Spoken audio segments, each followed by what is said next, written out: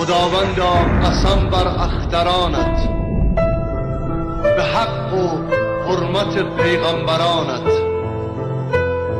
به راز غنچه نشکفته در باغ، به درد لاله بنشسته با داغ، به پاکی زلال چشم ساران، به عمر کوته یک قطره باران. خداوندا خداوندا قسم بر پاک بازان، بلند آوازگان و سرفرازان، مرا از این خودپرستی ها رها کن،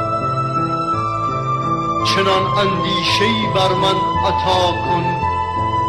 که تقدیری که از آن ناگزیرم، توانم جبر و قهرش را پذیرم.